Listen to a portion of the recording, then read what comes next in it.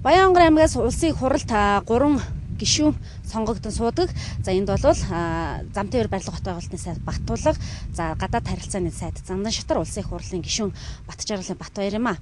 За энэ 3 хүний хувьд бол орон нутгийнхаа хөгжил, за ард иргэдийн амьдрал ямар байгаа вэ гэдэгтээ хэрэг танилцдаг талаар бид судалж үзлээ. Ингээд бол за Замтайвар барилга хот байгуулалтын сайд бол үе ирдгээ гэсэн юм зүйлийг хэлж байгаа. За харин гадаад харилцааны сайдын хувьд бол сонгогдсноос хойш 1 удаа ирсэн гэсэн юм зүйлийг хэлж байгаа. За харин Батбаяр гишүүний хувьд сонгогдсноос хойш 1 ч удаа ирээгүй, ард иргэдийн амьдрал ямар байгаа вэ гэдгийг сонирхоогүй. За тэр ч байтугай хөдөө орон нутагтаа хийж хэрэгжүүлэх ёстой нэг тэр бумаараж юу хийсэн өнөөдөр хүртэл тодорхойг байгаа. Ганц удаач болтгой ирээд иргэдийнхаа үгийг сонсцохооч гэсэн ийм зүйлийг хэлдэг юм байна. Тойргосон сонгогдсон гишүүд дов жалганыхын төлөө юу хийж байгааг хамгийн сайн мэдэж байх нь нутгийн иргэд юм а. За тиймээс олон таван үгүй Баянгар аймгийн иргэдийн яриа хүргэе. Одоо мэдхгүй юм одоо тэгээд юм хийж л байдаг байлгүй дээ. Одоо мэдхгүй гадаадд явдаг л байх өндөр албан тушаалтал болсонгүй юм одоо тэгээд мэдхгүй.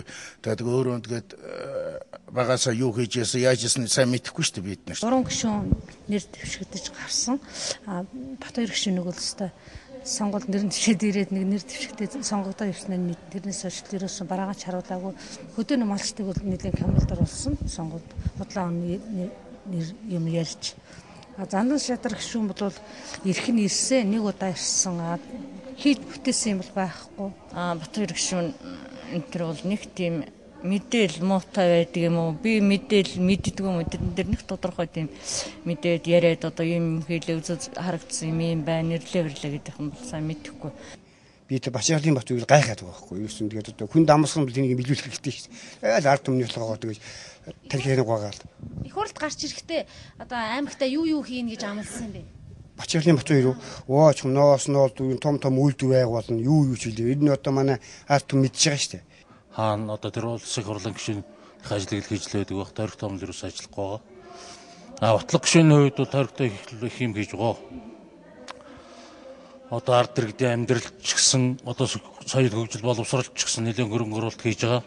За тэр өмнө төгрөгийн ингээд чулуун гэлэхэд зүгээр хүрээ марлсан баян болгосон май эрчим хүчин төржгээр тэр өмнө төгрөгийн суулгаад нэмэгдэл санхүүжлэх хэрэгтэй 600 гаруй сая төгрөгийн бол улсын төсвөл оруулаад ингээд энэ 2 сумыг эрчим хүчтэй болгож өгсөн.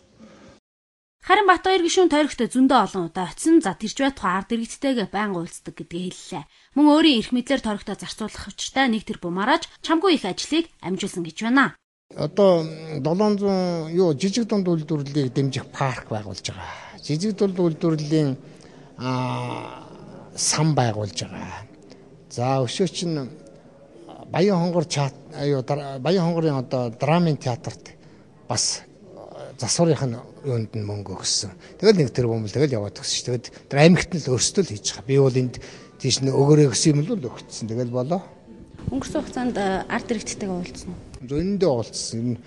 Уулзлаа яах вэ? Чинь уулзахгүй яаж яах вэ? Ард түмнийхээ итгэлийг даан байж гарч ирсэн эрхэм гишүүнийг тойрогтой нэг ч удаа очиагүй. За зөндөө очсон хоёрын аль нь үнэн болохыг сэтгүүлч би хэлж мэдэхгүй. Нутгийн иргэд өөрийнх нь аймагаас сонгогдсон 3 гишүүнийхээ нэгд нь ягаад ийм сайн, нөгөөд нь ягаад ийм үү байдгийг хийсэн ажил хэлсэн үг нь илчлэх үзье. Шууд дэлгэр цэцэг сайн заяа.